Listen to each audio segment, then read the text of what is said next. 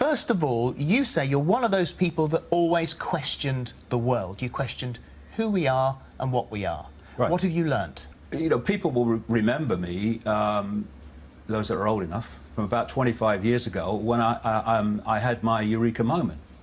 And I was an ex-television presenter. I decided to get out of the business and follow my journey, where life was pushing me. And what happened in that strange period in 1991 was that, you know, when you press the keys on a computer too many, and it freezes because it says, I can't process this, and that's what happened to me. And that's when time warp stuck in. That's when media time warp locked in. It's official, Icke's a nutter, that's the end of it. And well, you did go on the Wogan show and say, yeah. and you didn't deny, when he asked you if you were the son of God, you didn't deny it. Well, yeah, but that has to be put into context. What I was saying, and you've got to understand at that time that I was going through this amazing transformation of awareness. It was like everything morphed back. And people were saying to me, I thought you'd gone mad, mate. You're the same David I knew. And I was, in terms of the way they saw me. But I wasn't, because now I'm seeing the world in a completely different way. Before, there were puzzle pieces all over the floor. Now, suddenly, I can see how they fit together. And I spent the last 25 years putting them together. So, what is your puzzle like? What does it look like?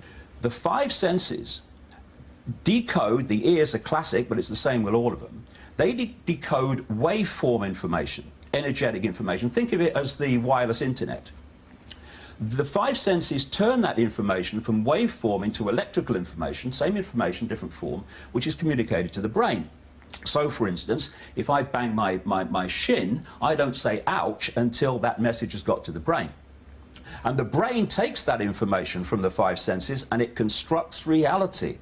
And therefore, we are living in an illusory reality in terms of solidity. That's why that table, which seems so solid, is made of atoms, and atoms have no solidity. As someone rightly said, if you take an atom to be the size of a cathedral, the nucleus of the atom is about the size of a 10-cent piece. Everything else is empty space. How can that make the solid world? It's not solid. So once you come from that perspective... Yet if I pick it up and bash you on the head with it, well, it's going to hurt. Yes, because that's the way we decode information. I've been saying now for so many years in my books that this world is actually holographic. And a hologram is not solid, it's not physical, it's illusory solid, and it's illusory three-dimensional.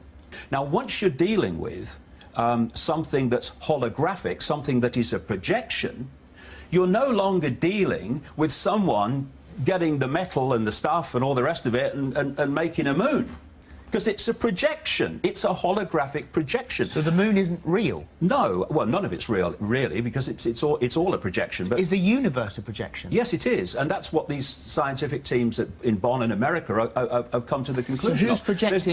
projecting the projection?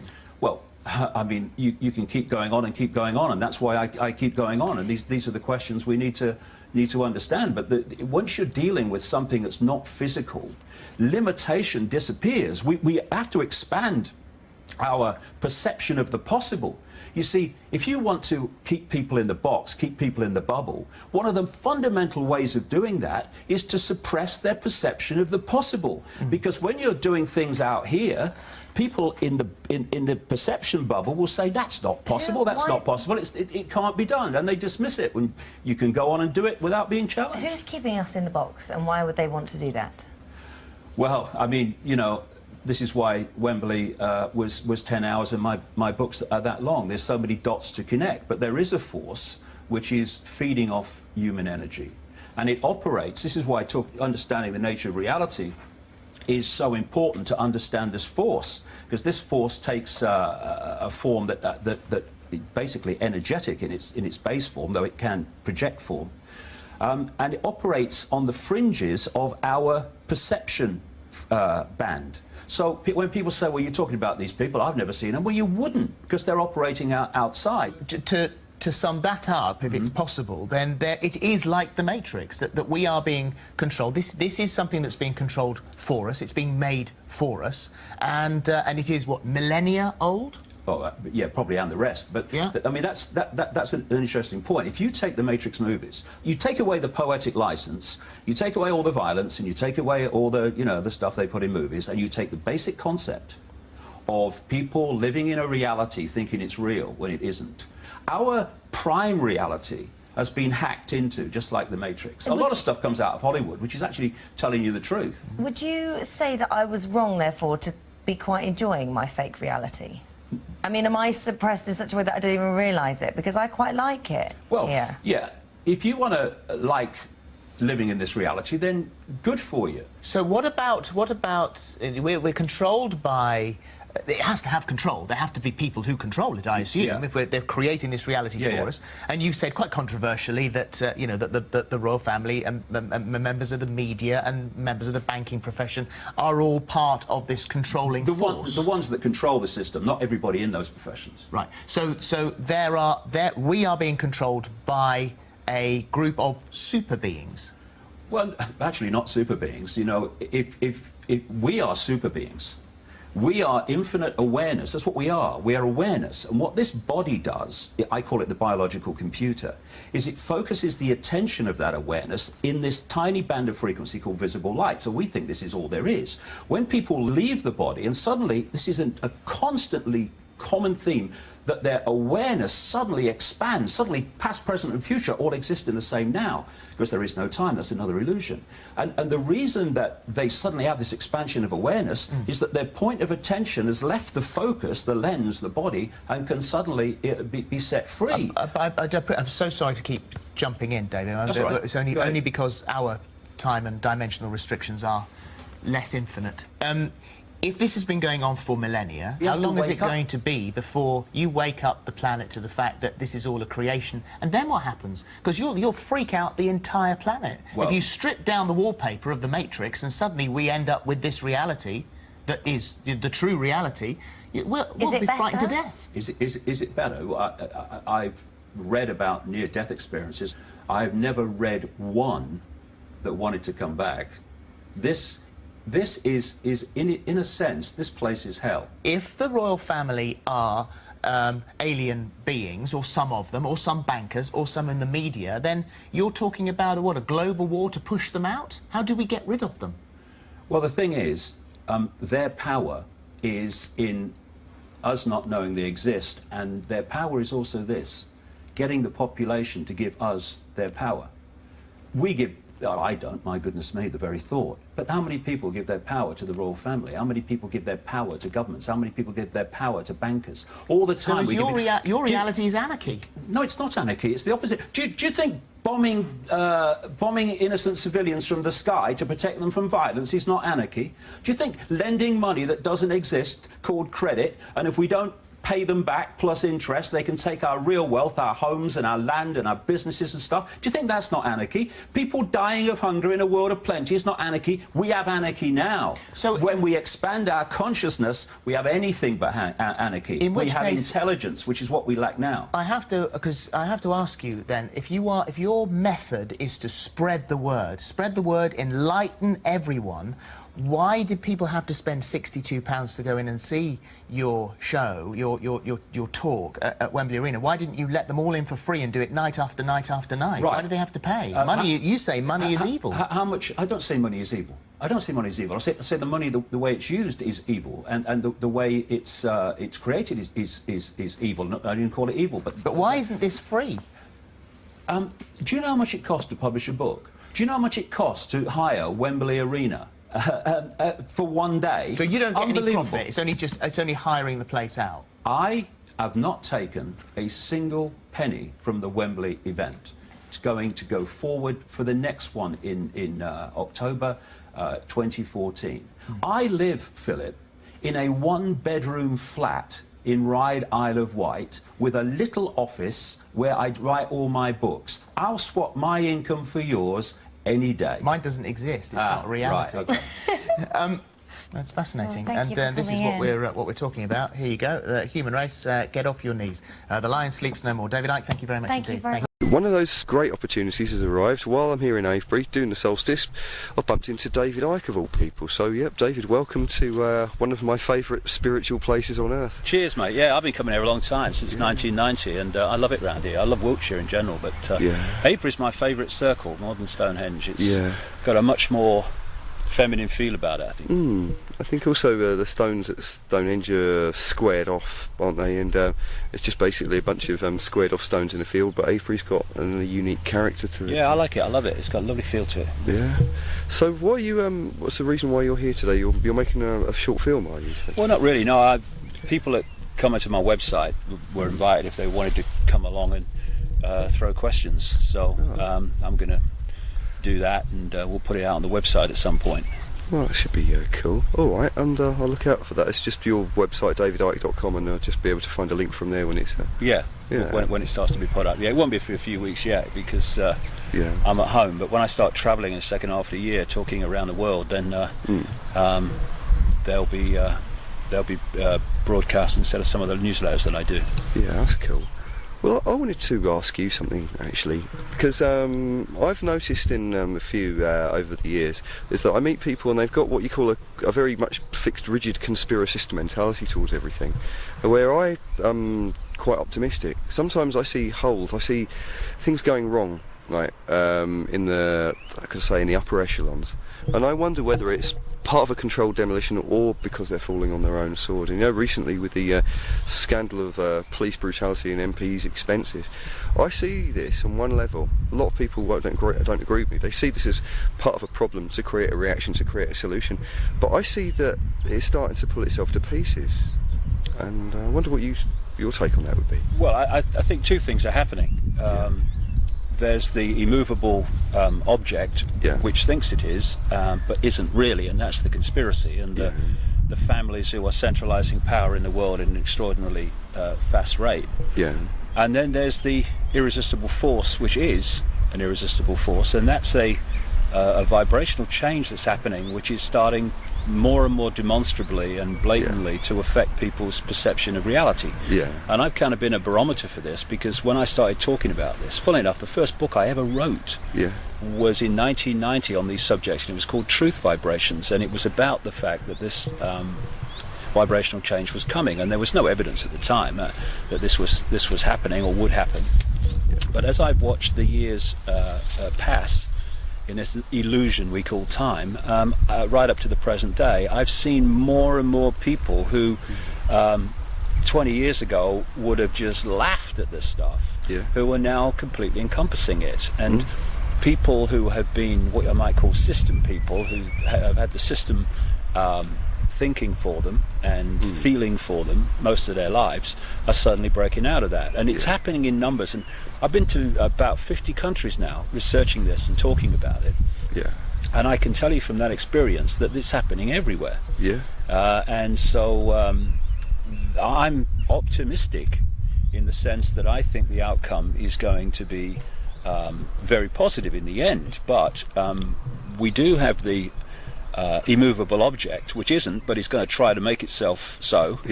The police state, the manipulation of banking and programming people through education, and the suppression of real science, all these things. And that's not going to go quietly. So in so many ways, we're heading very fast, if not we're already there. We're in this fork in the road where people, are you going to go on letting the system dictate your sense of reality, therefore enslave you, or are you going to break out of it and go with this changing vibe? And it's going to be a very interesting and a bumpy few years as people make those decisions. But I'm like you in terms of the outcome. I'm optimistic. Well, I feel also, because your American counterpart, I suppose, Alex Jones. But when I listen to Alex Jones, he does make me feel more despair, and you make me feel more hope.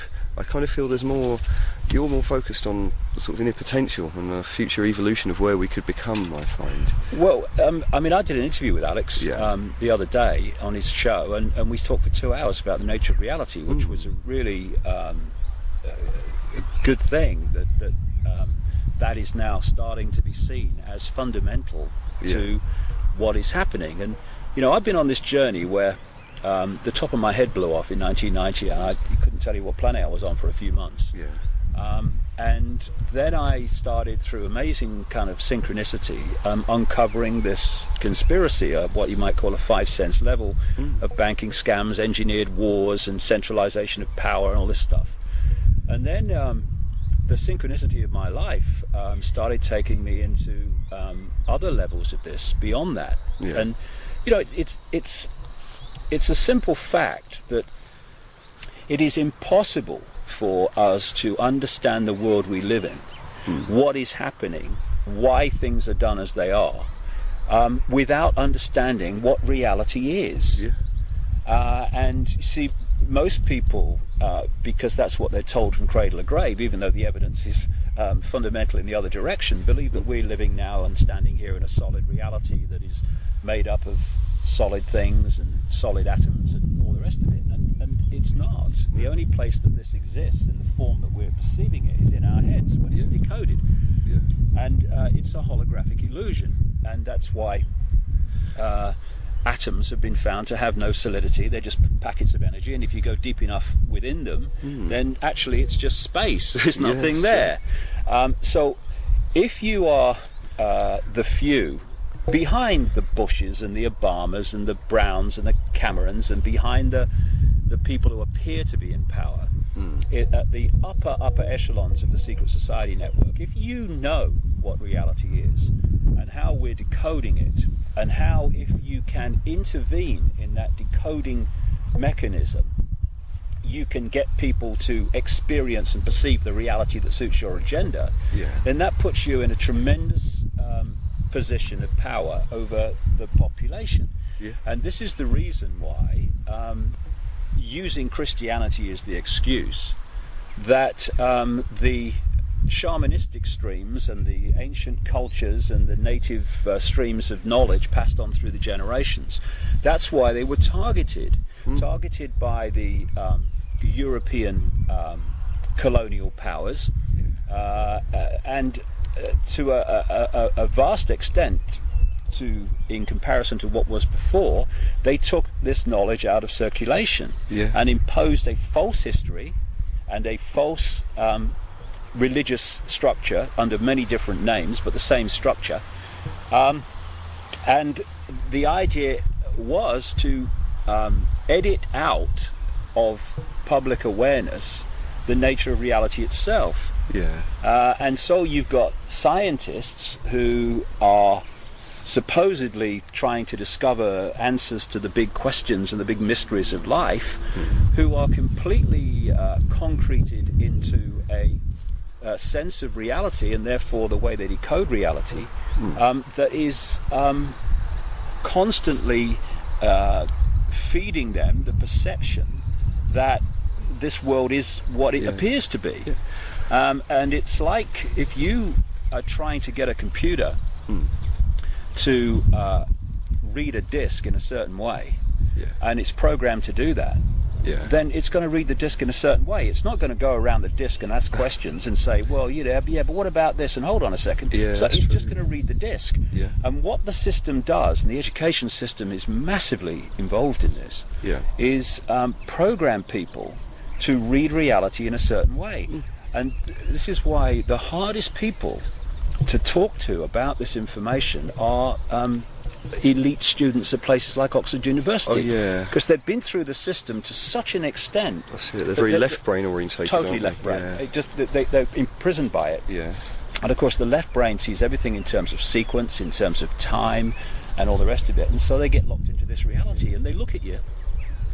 These elite students who, they're going to go off to be the leaders of medicine and science and politics and all this stuff. And they look at you, in bewilderment when you're talking about the fact that this world is not what it appears to be. Well, I've got to tell you about an experience I had. I think you're probably one of the best people I can think of to talk to this about. I had a visionary experience when I was 7 years old. It was a negative, infernal one, and I listened to War of the Worlds. It was late 70s. the effect it had on my mind was that it made smells, tastes change. It made me perceive everything as demonic and sinister. Food changed flavour, smelt differently. I had claustrophobia, agoraphobia, every type of phobia I could imagine. And it was like, basically, like a bad trip, a tryptamine fear that would last in my system for weeks. And that was kind of like one of my awakenings. I think that might have been, I think I might have had something that happened in my childhood that might have been similar to something that you had.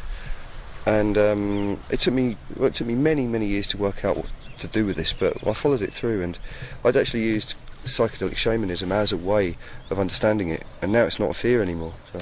Yeah, well, I mean, what you've just described is something that's happening all the time to people in their everyday lives. Not to that extent, but you see, the brain is decoding electrical signals passed to it by the five senses. Yeah. It then decodes those senses, or those electrical signals, into the senses of sight and touch and taste and all the things you've just described. And if something intervenes in that decoding system, then you can be eating something but tasting something else. Oh yeah. You know that you see this with hypnotist stage shows where they implant a belief into the person's mind, into their brain computer system, and they might be eating a potato, but what they're tasting is an apple. Yeah. And you try telling them they're not you're eating an apple. They'll just laugh at you, but they're eating a potato, and everyone can see. I've seen it done with an onion once on some TV program. That's right. But see, all the hypnotist is doing is programming the brain to read reality in a certain way. Yeah. And that is what's happening to the human population 24/7 through education, indoctrination, in other words, through the media and all these things. Yeah. And if something on a deeper level starts to change the way that your brain reads reality, then all your senses go upside down, as you've just been talking about. So I think it was the best thing that happened to me, because otherwise it was the first deconditioning thing that happened to me as a kid, and I'm glad that happened when I was a kid as well, because you're more in a state of flux to be able to change, aren't you, when you're so young. Well, you know, it's like we are awareness. Yeah. We're not form, we're awareness. Yeah. Now our perception of reality comes from where that awareness is observing reality from. So we have this thing about paradoxes are mysteries. Well, paradoxes are not mysteries. Paradoxes are simply looking at the same thing from different angles, point of observation.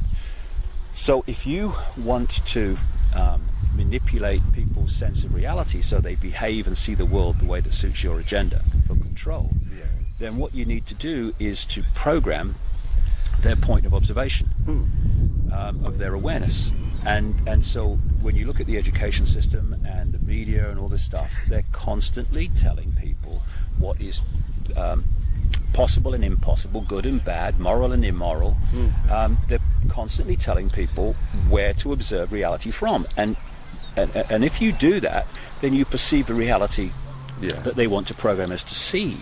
So we are actually consciousness, not the form. We're infinite consciousness, and that point of awareness within that infinite consciousness can go anywhere we choose, and that is all possibility. What we are programmed to believe in is not all possibility but limitation. I can't, you can't. Look at science. It's laws. This can't happen, that can't happen, this is impossible. Well, it's not, but it seems to be from your point of observation, which is through the left brain, which means all you can see is limitation and the need for structure and all the rest of it. Yeah, that's true. Oh, I think you were People think about London as the great metropolis that we all know, but within it is something called the City of London. It goes back many, many hundreds of years, and it's the epicenter of the global financial system, if the truth be told. It's more than that, however. It is the center of a global web of secret societies that control the planet today. And they come from a series of interbreeding bloodlines which you can trace back to the ancient Middle and Near East thousands and thousands of years ago. And the staggering truth is that these interbreeding bloodlines under different names have increasingly controlled planet Earth from that time to this, never more so than today. In the next few hours on this video, you're going to be introduced, if you've not already read the book, my book, The Biggest Secret, to some staggering, stunning, and I'm the first to say, bizarre information.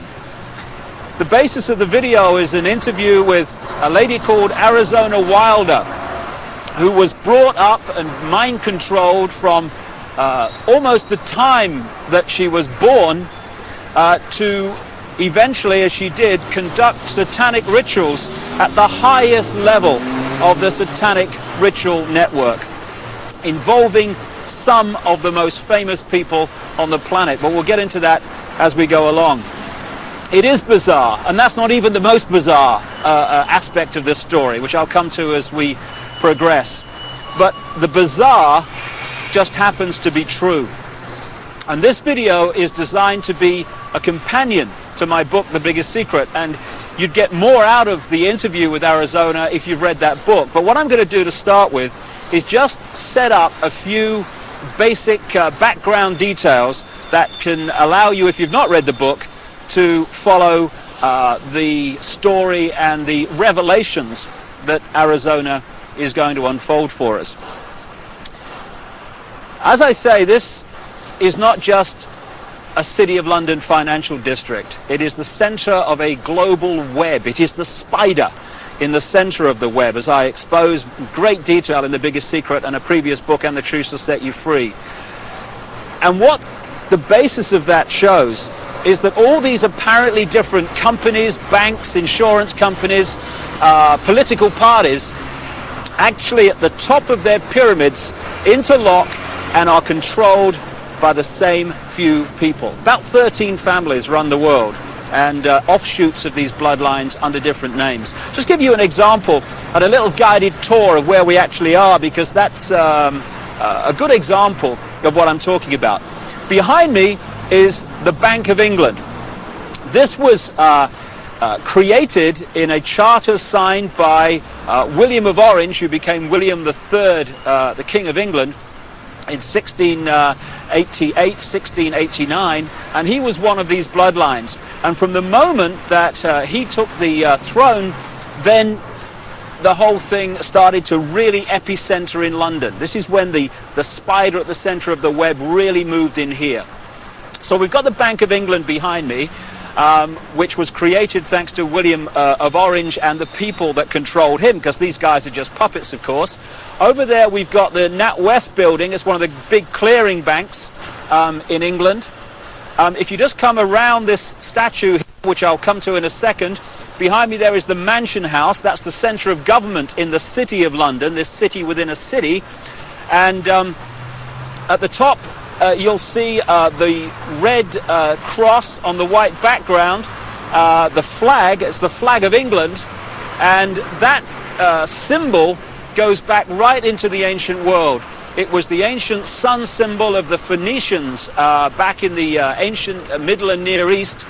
And the Phoenicians had a number of deities. One of them was called Barati, the female. One was called Barat, the male. Barati and Barat became Britannia and Britain because the British culture was brought here by the Phoenicians about 3000 BC and after. And also they had deities, the Phoenicians, called St. George of Cappadocia, who killed the dragon. That became St. George of England, and that's, of course, the flag of St. George, the red cross on the white background today.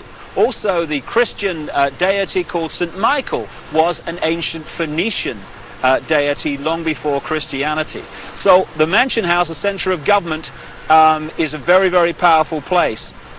We go around here, we've got the Royal and Son Alliance Insurance Company. The banks and the insurance companies interlock, and as a result of the fantastic amount of wealth that they can move around the financial markets every day, these interlocking organizations control the world financial system. If a stock market goes down and crashes, it's because it's meant to crash. And not everyone loses, you know, when that happens. If you know it's going to crash, you sell your stock, it crashes, you buy it back at a lower price, you then push it back up again and buy other stock at the same time at a few cents on the dollar or whatever. And that means that a financial crash can actually lead, if you know it's coming because you're creating it, to an amazing expansion of your holdings and your wealth. Over there, we've got the Lloyds Bank building. That's another one of the big clearing banks, which all interlock and are controlled by the same people. And then there we have the Royal Guardian Exchange building, another major insurance company, which, like I say, interlock with all the others. And then we come back to the Bank of England. Now, this financial centre, along with places like Wall Street, where the bloodline families interlock again, the same people run America as run Britain, as run Germany, etc. They have funded many, many times both sides in wars.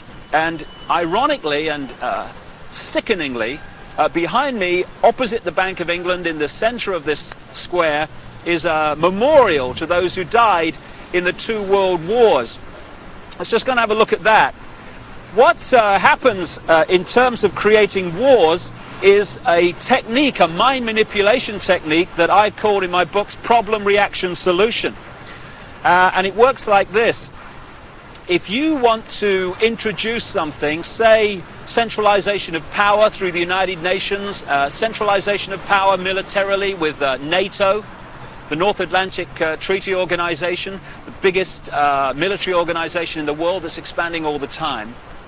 If you want to centralize power into fewer and fewer hands, if you did that openly and said this is what we want to do, there'd be a reaction against that. People would say, hey, this is a fascist state you want to create. We're not having this. But through this technique of problem, reaction, solution, you can actually manipulate people to demand you do what you want to do anyway. So it works like this. First of all, you create the problem, but you get someone else to be blamed for it. You then report that problem through the media in the way you want it reported, because the media is owned by the same people that own the banks and etc. You get the public to react to your problem by saying something must be done, this can't go on, what are they going to do about it? And at that point, they, who have covertly created the problem and blame someone else, who've gleaned that reaction of do something, then offer the solution to the problems they have created. So if you take the world wars, after the First World War, in which the financial centres of London and Wall Street, etc., funded all sides, power on this planet was in fewer hands than ever before. After the Second World War, it was even fewer hands on the wheels of power. And as a result of the Second World War, we had the creation of the United Nations, we had the creation of NATO, and we had this great centralization of global power. Problem, reaction, solution. This is a wonderful example. Here you've got this memorial in the center of this edifice of global power, and it says, to the immortal honor of the officers, non-commissioned officers and men of London who served their king and empire in the Great War 1914 to 1919, this memorial is dedicated in proud and grateful recognition by the City and County of London. I'm sure it is, because as a result of the sacrifice they made, power in the world came into fewer and fewer hands, not least into this area I'm talking in now, and also made a fortune, because not only does it create problem, reaction, solution, when you lend money to both sides, they then have to pay you back that money plus interest. When both sides have devastated each other's countries, they borrow more money from you so that they can rebuild their shattered countries. Therefore, power equals control of money in the world as it is today, and the control of money comes through debt, and wars create massive amounts of debt, therefore massive amounts of control. It says here, their name liveth forevermore. Total bullshit. People who are manipulated to fight wars are merely pawns in a game they don't understand. At the bottom here, it talks about the memory of those who died in the Second World War, 1939 to 1945. How ironic and how sick that that war was manipulated and funded to a large extent from this building here, the Bank of England. The governor of the Bank of England at that time was a guy called Montague Norman, a very, very close friend of Hitler's banker, and it was the Bank of England, Wall Street, and the transnational corporations which had German subsidiaries, not least the Rockefeller Standard Oil in America. Rockefeller's another one of these bloodline families, along with the Rothschilds and others. It was those companies and banks that funded Hitler and allowed him to build a war machine that cost literally millions of lives. And before we move on and expand this story, on the other side of this square is another very appropriate statue. It's of the Duke of Wellington. The Duke of Wellington fought the Battle of Waterloo against Napoleon. And this is a wonderful example again of the way the financial markets are manipulated to this day. What happened was that the House of Rothschild was funding Wellington and also funding Napoleon. And what they did was they arranged, because communications weren't anything like they are today, of course, back then. What they did, they made sure that they knew the outcome of the war, or the Battle of Waterloo, before anyone else in this area of London did. So they found that Wellington, the Duke here, another bloody puppet, they haven't got the strings on the statue unfortunately, so it's not accurate, they realized that Wellington had won the Battle of Waterloo. What they did, however, was put the rumor out in this area that Napoleon had won the Battle of Waterloo. As a result, there was a panic, stocks fell, there was a crash. What were the Rothschilds doing quietly, secretly? They were buying up all the stock they could at those crashed prices. And then along came the real story. Wellington had won the Battle of Waterloo. As a result, the panic was over, all those stocks rose in price, and the Rothschilds were not only fantastically richer, they owned vast amounts more of the economy of this country and in a much wider area of Europe. So the manipulation of the financial markets, that's just an example from the last century, is very much going on to this day. And it's manipulating your life, what your money will buy, and indeed if you have any money at all. And I'll just finish at this location by focusing yet again on the Mansion House. Arizona Wilder, the subject of this video, conducted satanic ritual at the highest level, and we'll come to that in detail. You'll see that in the interview. But it's very much part of these bloodlines that have increasingly controlled the planet over the last few thousand years. When you follow them through from the ancient Near and Middle East up into Europe, where they became the European aristocracy and the royal families of Europe, or royal family if the truth be told, because they're just the same bloodlines under different names, over to America and into the modern world, one thing follows again and again: human sacrifice, satanic ritual, blood drinking, and all this stuff. And I've talked to a number of people who have seen these rituals in the City of London, who have been subjected to some of them. And the Mansion House, the centre of government in the City of London, is one of the key places where it goes on around here when work here is finished for the day. And satanic ritual is very much part of the next topic I want to raise and talk about at another location, and that's mind control. A few can only control billions and the direction of their lives if they manipulate the way we think and manipulate the way we feel. Only by doing that can they control us, because there's not enough to do it physically. And so mind control is the foundation of how it's done, and we'll talk about that at the center of global mind control, at the center of the network that generates it, and that's the Tavistock Institute, not far from here, yet again in London. Well, we're now just a short drive from the City of London, next to this very appropriate poster, Very Bad Things, and I'm on my way to the Tavistock Institute. It is the center of global mind control and the network that does the research and creates the data and advances the techniques to mind control people in many ways. When you think about mind control, you might think of the Manchurian candidate and some robot with a gun. Kill, kill, kill, kill. But mind control is much bigger than that. If you take the definition of mind control to be manipulating the way people think and therefore behave, then the question is not how many people are mind controlled in the world, it's how few are not. Because every time you read a news story which is slanted to get you to see the world, a person or an event in a certain way, and you accept that slant and take it as truth, you're being mind controlled. Every time you see an advertisement and it persuades you to buy something you don't really need, you're being mind controlled. So all these different techniques are used all the time to get us to think and behave the way this few, this clique, this elite want us to. Problem, reaction, solution, getting us to react to events and demanding solutions, the solutions the elite want us to demand, that's also mind control. So mind control is a vast, vast subject. And you know, in the streets of the cities of the world, or the towns of the world, you get these people with the clipboards that are asking you questions called opinion polls.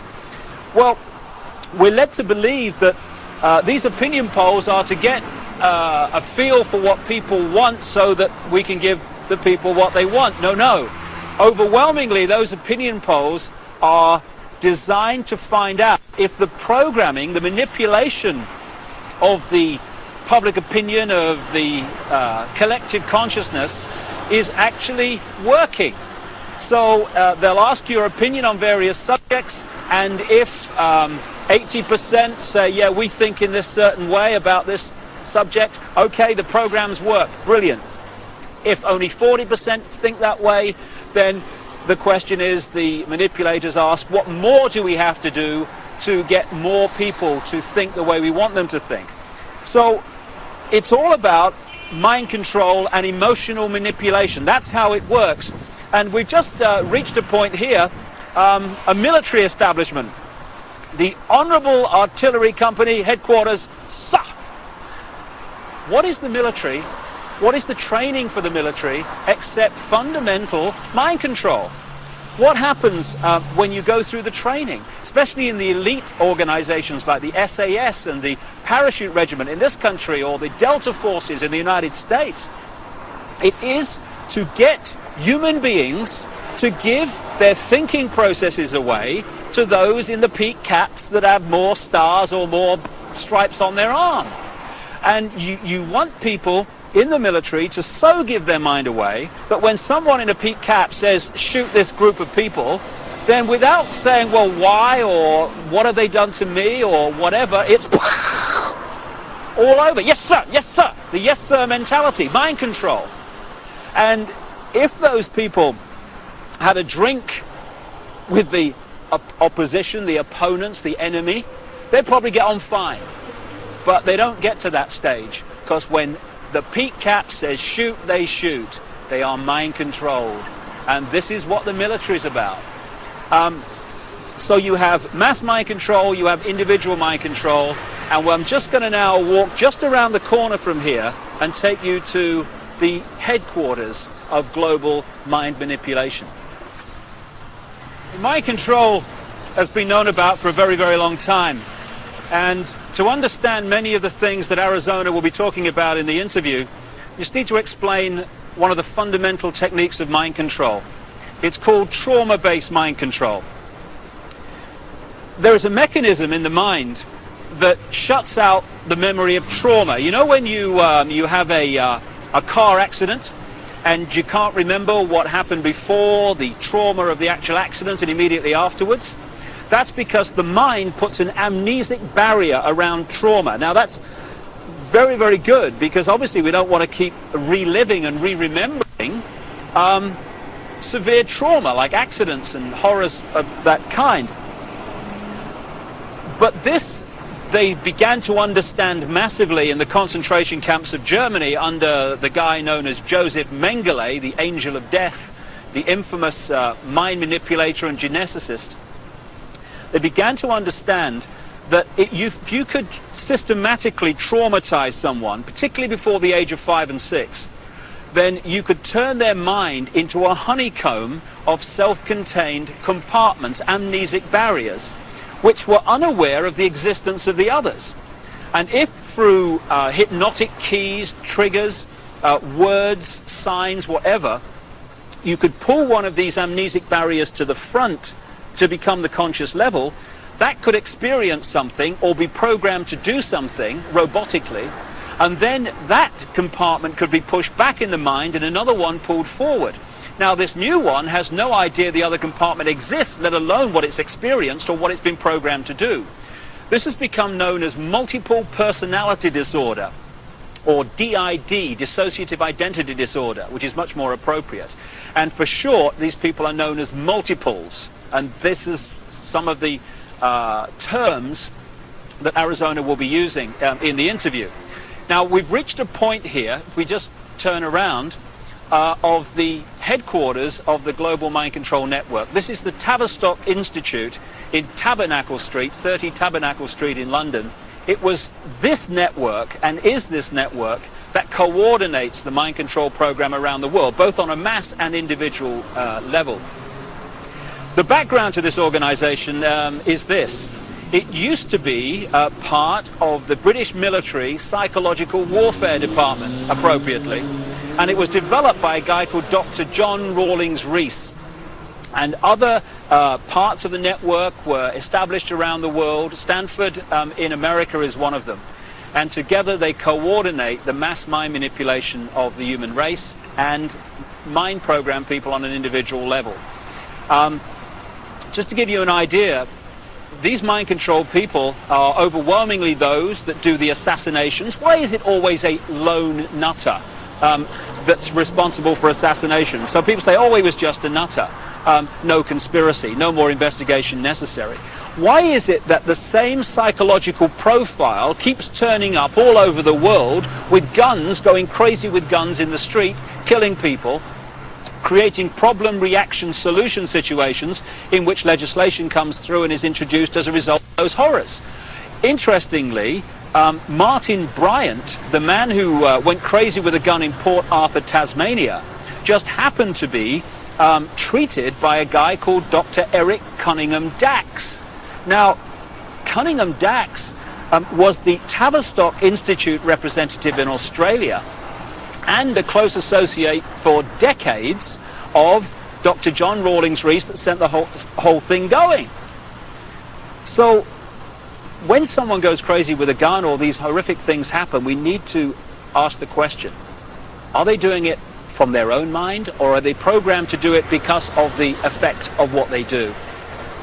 Now, Arizona Wilder was brought up from birth in these mind control programs, and her programmer was Joseph Mengele, the angel of death. And when he eventually died in the late 80s, because the subject of the programming becomes so attached to the programmer, almost worshipping the programmer, when the programmer dies, often the programming starts to break down. It did with this lady, and that's why now she's speaking out and talking in staggering detail about what she experienced and the people that she was involved with. People might find it hard to believe that Joseph Mengele was in the United States and South America after the war, but there was a British intelligence, American intelligence operation called Project Paperclip, which got people like Mengele and other leading Nazis out of Germany at the end of the war to continue their mind programming and to continue their genetic research and manipulation in America after the war, in the United Kingdom also.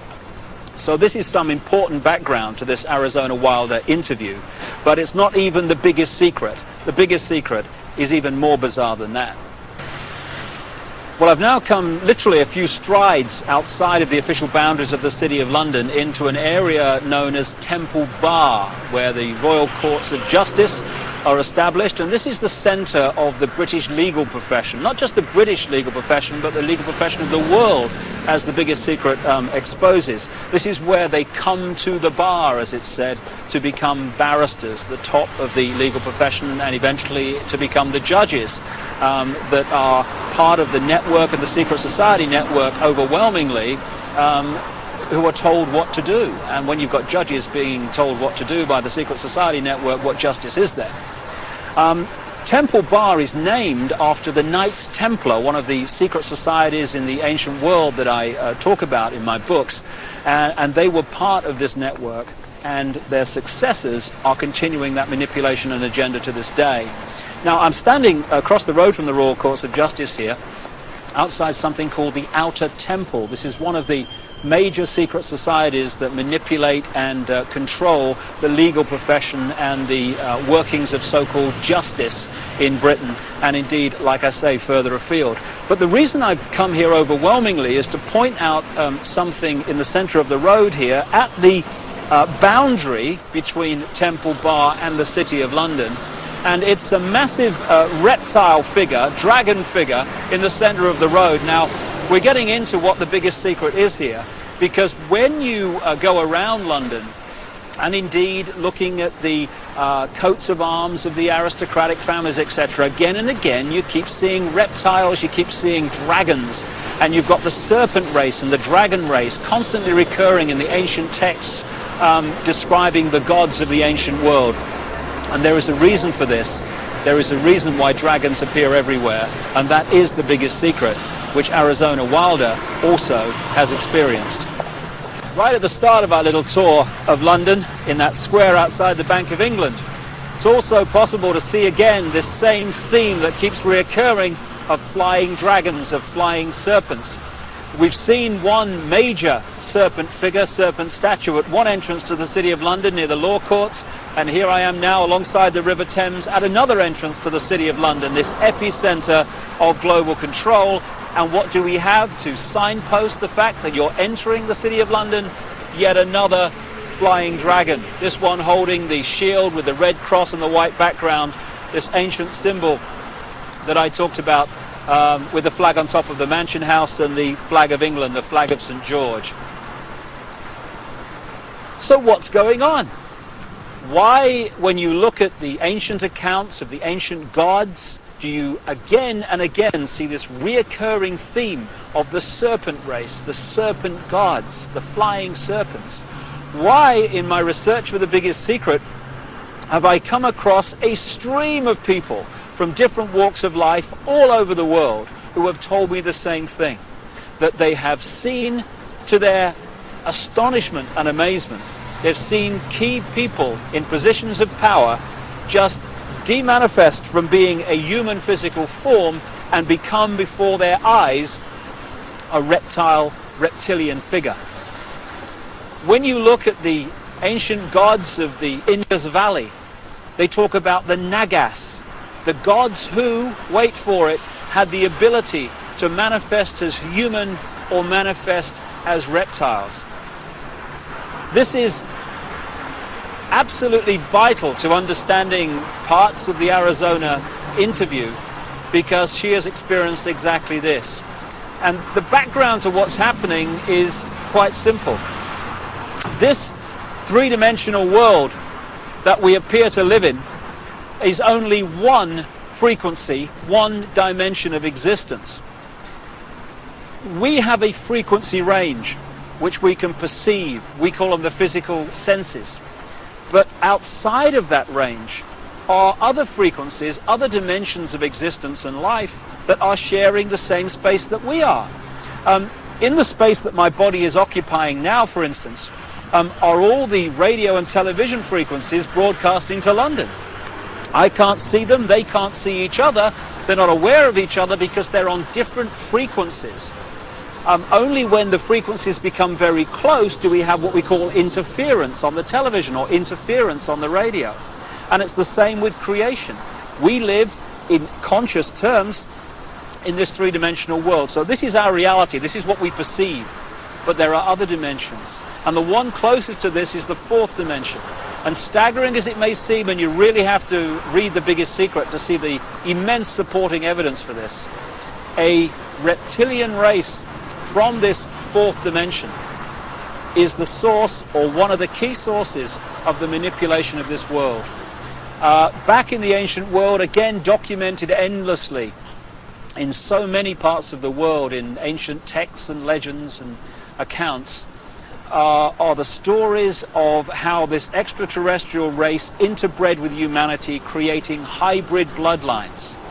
And when you do the genealogical research, you find that it is these human-reptile hybrid bloodlines that actually have occupied the major positions of power through the history of the last few thousand years, and today are in the key positions of power, running the banking system, the business system, the politics, the military, etc.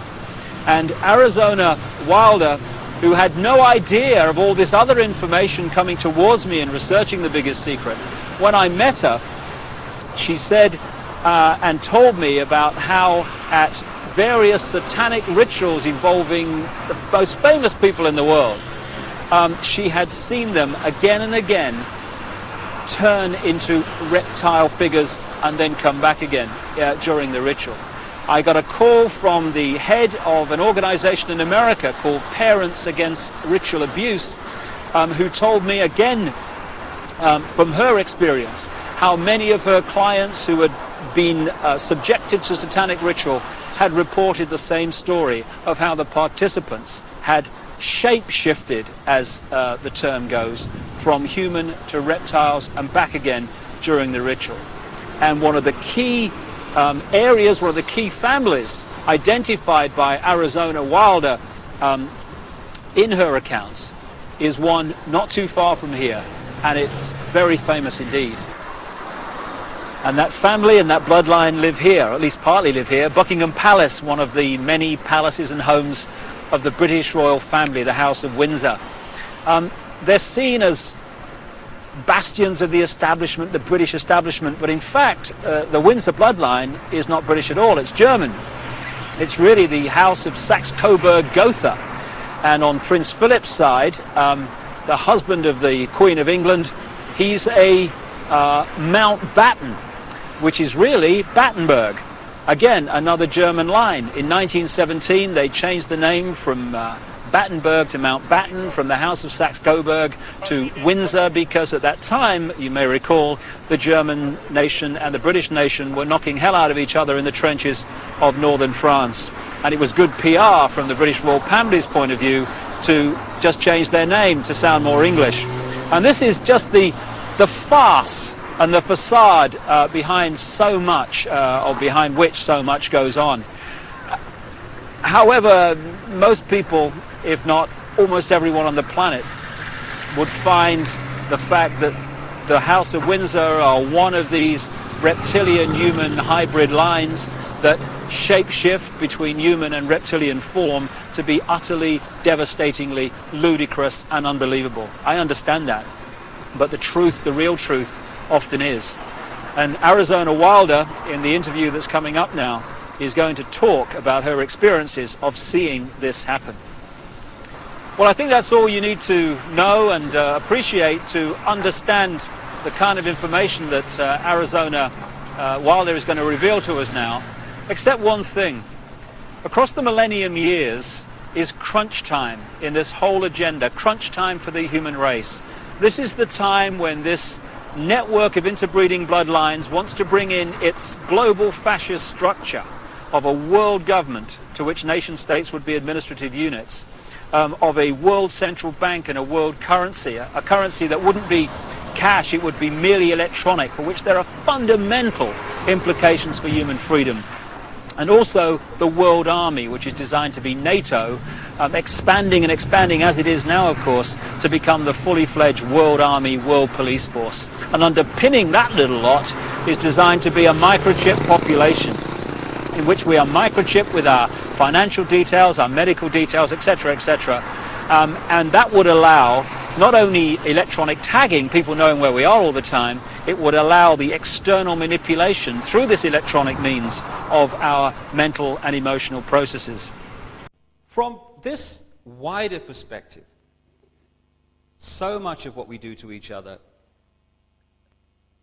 must have the rest of creation shaking their heads in disbelief. The fact is that someone born in the United States is not more special than someone born in Mexico. Someone born in London is not more special than someone born in Liverpool. Someone who is white is not more special than someone who is black. They're just vehicles for the consciousness to experience. If you go down to the seashore and you pick up a droplet of water in your hand, how can anyone say that that droplet is any more or less special than all the other billions and trillions of droplets you see in the ocean before you?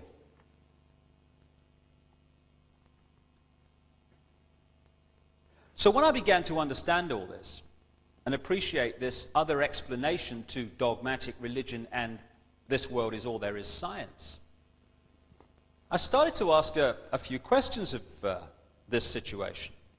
Like, how come that this explanation, at the very bottom line least, is as credible as the other two? How come the other two get guaranteed airtime, often no questions asked, here's your airtime, say what you like, and the alternative to both of them is ridiculed, condemned, or suppressed by reflex action? The answer that I came up with was that clearly some people don't want the public to have access to this information. But who and what and why? And I began to ask other questions. Like, I don't know about you, but I've met a lot of people in my life, and I can't, to my knowledge, recall anyone who wanted a war, who had any interest in wars, who felt that wars were anything but horrific and to be avoided. So I thought, how come the world's been awash with wars throughout this century? Who's behind them? Or what? Or why? Then I kind of looked at this economic system that controls the world. An economic system that is so sane that the more successful it is in its own terms, the quicker it destroys the planet. It's the perfect environmental and human assassin. It insists every year that we take more from the earth even quicker, turn it into even more things, sell even more things, consume even more things, throw away even more things, to worship the real God of the modern world, economic growth. It insists that every year 20% of the people of the world consume 80% of the resources, while leaving the other 80% to get by on the other 20%. Crazy. Of course it is. But that's the economic system, take, make and throw away, that controls your life and mine. And that of 6 billion people nearly. So I thought, what's behind this self-destruction? Or who and why? I started to look at some of the other conventional wisdom that we pass on from generation to generation as the only way of doing things in this world. The wisdom that says, even though the economic system that I've just described is dismantling this planet, you ask a politician of any party anywhere in the world, what do we do to get out of this environmental situation? And they will say we must have more growth to raise the money to spend on the environment. If I said to you the way to put out a fire is to pour more petrol on it, you'd say he's out of his mind. But that's what the politicians are saying when they say about more growth to sort out the environment.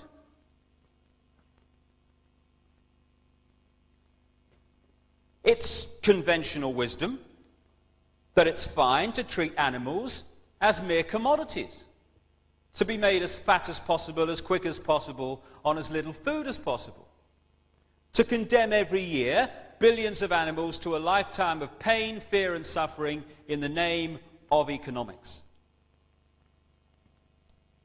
You're sane if you judge your success in healthcare not by how many people are healthy, but by how many diseased people you manage to treat. We're treating more patients than ever before. Why?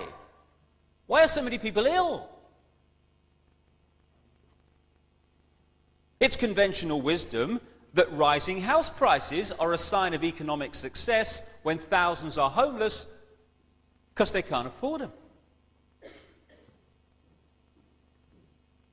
You're sane, finally, if you think it's fine to support a system that is so successful that every year it turns out more suicide, alcoholism, drug taking, homelessness, pain, stress, fear and suffering in all its forms.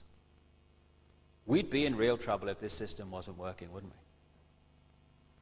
That is sanity, apparently. But it's the ultimate insanity. So who's behind it?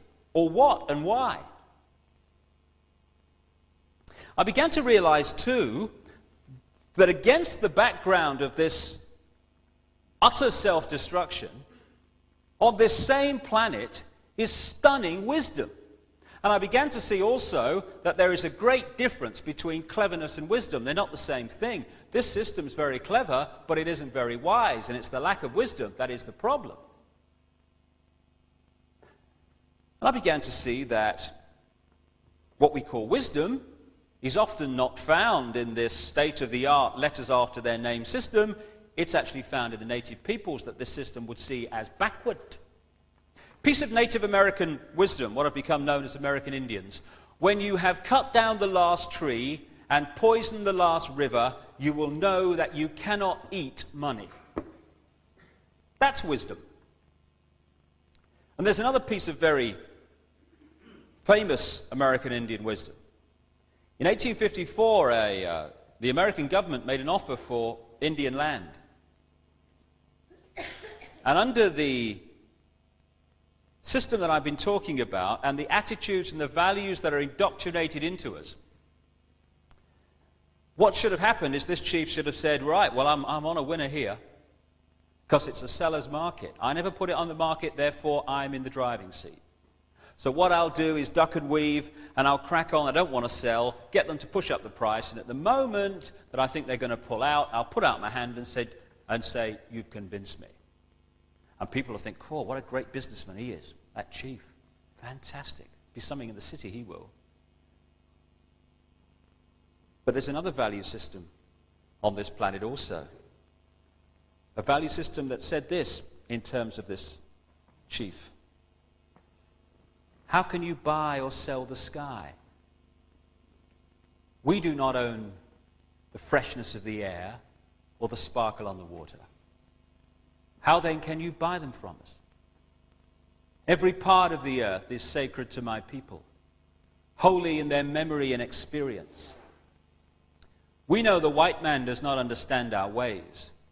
He's a stranger who comes in the night and takes from the land whatever he needs. The earth is not his friend, but his enemy. And when he's conquered it, he moves on. He kidnaps the earth from his children. His appetite will devour the earth and leave behind a desert. If the beasts were gone, we would die from a great loneliness of the spirit, for whatever befalls the earth befalls the children of the earth.